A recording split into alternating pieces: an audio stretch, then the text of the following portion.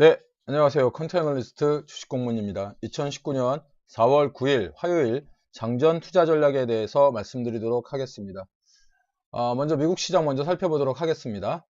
다우존스 30 산업평균지수는 전장보다 마이너스 0.32%를 기록하며 시장을 마감했고요. S&P 500 지수는 대단하죠. 8거래일 연속 상승을 하고 있습니다. 0.10% 상승하면서 시장을 마감했고요. 기술주 중심의 나스닥 지수 0.19% 오른 7,924에 시장을 마감했습니다. 본격적인 실적 시즌을 맞아서 기업 1분기 실적이 부진할 것이라는 전망에 투자자들이 약간 조심하는 모습을 보이고 있습니다. 국제유가는 2.1% 급등했고요. 금값은 달러 약세에 소폭 상승했습니다. 오늘 제가 좀 관심 있게 보는 부분이 지붕 뚫고 환율이라고 해서 이제 환율이 미쳤습니다, 여러분. 18개월 만에 처음으로 종가상 1140원을 기록을 했습니다. 1140원. 근데 아이러니하게도 우리나라 시장에서 외국인 투자자들은 코스피에서 2700억의 순매수를 또 기록을 했습니다. 이제 4월 들어서 연속해가지고 지속 순매수를 하고 있는 모습을 보이고 있는데, 일단 이제 환율의 상승 요인을 좀 살펴보면 여러 가지 원인을 찾을 수 있는데, 일단은 가장 타당한 이유는 미국에서 발표된 고용지표 호조로 위안화가 이렇게 떨어졌습니다. 위안화가 이렇게 떨어지다 보니 원화 등 아시아 어떤 그 화폐들도 이렇게 하락하는 모습을 좀 보이는 것으로 판단할 수 있습니다. 게다가 이제 엎친 데 덮친 격으로 노르웨이 국부펀드에서 신흥국 채권을 투자 포트폴리오에서 빼버렸다 라고 하는 소식이 전해지면서 이제 경계 심리가 좀 높아진 것으로 좀 파악되고 있습니다. 하지만 이제 아까도 말씀드렸다시피 외국인 투자자가 우리나라에서 삼성전자라든지 SK 하이닉스라든지 이런 어떤 반도체 시장에서의 순매수를 지속하면서 아직 우리 시장에서의 어떤 희망을 놓지 않고 있는 그런 모습을 보이고 있고, 또한 그 노르웨이 국부펀드도 전체 채권 시장에서 약 한 0.9% 1%가 안 되는 시장이기 때문에 그 영향은 그렇게 크지 않을 것으로 판단됩니다. 다만 아까도 말씀드렸다시피 투자자들의 심리에는 크게 좀 작용한 그런 모습을 보이고 있습니다.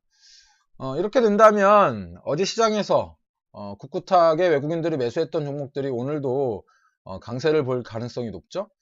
그런 종목에 관심을 가지는 것도 아주 좋은 투자 방법이 될 것 같고요. 종목은 제가 알려드릴 수도 있지만, 저는 알고 있지만 여러분들이 한번 찾아보세요. 숙제입니다, 숙제. 또 어제 시장에서 가장 큰 이슈는 조양호 한진그룹 회장의 별세에 따른 그 어떤 한진 관련 기업들의 주가 흐름인데요. 굉장히 많이 출렁거렸습니다. 그 주가가요. 실제로 제가 좀 차트를 좀 보여드리면, 어저께 일단 그 대한항공의 움직임인데요. 네. 대한항공이 어저께 조금 많이 출렁거렸죠. 네. 대한항공보다 한진칼이라는 종목을 먼저 좀 보여드릴게요. 한진칼. 이 한진칼이라는 종목이 어저께 20.63%가 올랐습니다. 이렇게 그 조양호 회장의 별세로 한진그룹 주가가 이제 출렁거린 이유는 제가 어저께 시황에도 조금 그 작성을 했었는데, 우리나라 코리아 디스카운트 중에 하나가 기업의 어떤 지배구조의 어떤 투명하지 못한 부분이다, 이렇게 말씀을 드렸는데, 사실 한진이 최근에 굉장히 말이 많았던 기업이지 않습니까? 뭐 얼마 전에도 제가 한번 다룬 바 있는데, 조양호 회장이 그 대표이사직을 지키지 못했다라는 그런 뉴스도 제가 전해드린 바 있는데, 그룹 총수의 죽음이 주가의 상승으로 이어지는 시장의 내용혹함을 보여주고 있는 건데요. 뭐 사후 사후 경영권 분쟁이나 경영 승계 등 그룹 재편에 이제 사람들이 관심이 쏠리는 거라고 볼 수 있습니다. 말씀드린 대로 이제 그 한진칼이라는 곳이 어떤 그 홀딩스, 즉 어떤 지주사 역할을 하고 있는 회사이기 때문에 이 회사에 지금 관심이 많이 쏠리는데, 사실 어저께 한진칼 우선주 같은 경우는 상한가까지도 갔거든요. 근데 이 종목을 그래서 이제 사람들이 많이 이제 관심을 가지고 계신 거예요. 그런데 이제 좀 수급을 살펴보면은 이 종목 같은 경우에 외국인하고 기관 투자자들은 매도로 대응했습니다. 이 종목을, 한진칼을 매도로 대응을 했고, 실질적으로 사실 뭐 이것을 이렇게 좀 말씀을 드리면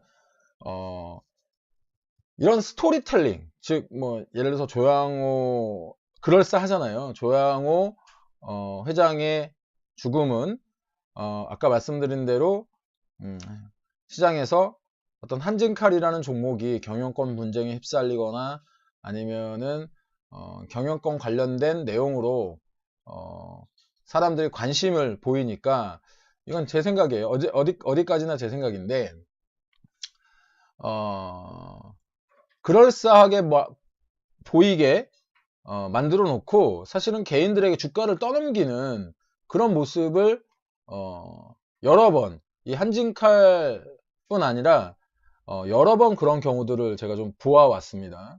이게 그 한진 그룹의 주가가 어떻게 움직일지 모르겠지만 기대감에 앞뒤 안 재고 매수하는 투자 방법은 그리 좋은 방법이 아닙니다. 만일 한진 주가가 이제 오늘 이렇게 떨어지게 되면 사람들 어떻게 생각하게 되냐면요, 이거 왜 그러지? 지분 경쟁 안 하나? 근데 지분 경쟁이라는 시나리오 역시 그럴싸한 시나리오지만 회사 주가를 이렇게 쭉 끌어올리기에는 기대감일 뿐 뭔가 이제 숫자로 증명된 게 아니죠. 뭐냐면 이제 기대감에 의해서 이건 이렇게 되면은 회사가 좋아질 거야. 회사가 뭐 이제 경영권이 재편되고 경영권 재편된 이후에 실제로 실적이 나야 이제 올라가는 거잖아요. 근데 지금은 단지 조양호 회장 별세로 이렇게 주가를 확 끌어올렸다는 것은 단기적으로는 별로 그 센티멘탈로는 끌어올린 것이지만 펀더멘탈이 뭔가 좋아졌다라고 하는 것은 없는 겁니다. 기본 펀더멘탈 위에, 이런 펀더멘탈 위에 센티멘탈이라는 기대감이 쌓여야 이제 주가가 올라가는 것이지, 그냥 펀더멘탈 없이 센티멘탈만 이렇게 주가가 올라가는 것은 금방 주가가 제자리로 돌아오는 것을 여러분들도 많이 경험하셨을 겁니다. 또 이제 제가 그 대한항공 관련해 가지고 조금 말씀을 더 드리고 싶은데요. 어저께 대한항공도 좀 주가가 이렇게 위로 상승하는 그런 모습을 보였죠. 시가로는 6.58%, 고가로는 8%까지 올랐었는데, 이것 역시 이제 조양호 회장의 어떤 별세와 관련이 있죠. 근데 저는 사실은 대한항공을 지금 매수해서는 안 된다고 생각하고 있습니다. 이유는 대한항공의 경우 지금 현재 유가가 $60를 돌파했습니다. 어제만 해도 2.4%가 올랐죠. 그러니까 리비아 내전이 새롭게 시작되고 있고, 이런 일촉즉발의 상황이 있고, 주가가 연내 80%까지 오를 거다. 왜냐면 오페크가 지금 감산을 하고 있잖아요. 이런 의견도 있는 상태에서 유가 상승은 당연히 항공주에게는 원가 상승의 압박으로 작용해서 작년 말 영업이익 증가율이 마이너스 31%를 기록한 상태입니다. 그러니까 단기적 센티멘탈 관점에서 상승할 수는 있지만 중장기적 관점에서의 대한항공 매수는 제 입장에서는 이야기할 수 없는 겁니다. 다른 종목들 많거든요. 이번 주 수요일 유럽 정상들이 만나서 영국의 브렉시트 연장 논의를 합니다. 만일 결론이 나오지 않는다면 영국은 10일 유럽연합을 떠나야 됩니다. 또한 11일 한미 정상회담 등 굵직한 이슈들이 있습니다. 이런 상황에서 뭐뭐하더라에 의지하는 투자보다는 좀 더 숫자에 집중하는 투자를 하시도록 하세요. 지금 사실 자신이 없으시면 손가락 그냥 묻어두세요. 오히려 그게 돈 버는 일입니다. 남들은 최첨단 무기와 전략, 그리고 자본을 가지고 전쟁에 임하는데 그냥 용기 하나로 투자하신다는 건 너무 위험한 일입니다. 뭐 제가 이렇게 말씀드려도 하실 분들 하실 거라는 거 알고 있습니다. 어쨌든 개미 투자자 여러분, 화이팅입니다. 여러분의 댓글, 추천, 좀 더 좋은 글을 쓸 수 있게 만드는 원동력입니다. 친구 추가, 알람 설정 등 해놓으시면 주식공무원 글 보다 쉽게 받아보실 수 있고요. 궁금하신 주제, 관심 있는 분야 댓글로 주시면 글을 쓰는데 참조하도록 하겠습니다. 오늘 하루도 성공 투자하시고 지금까지 따박따박 수익률의 주식공무원이었습니다.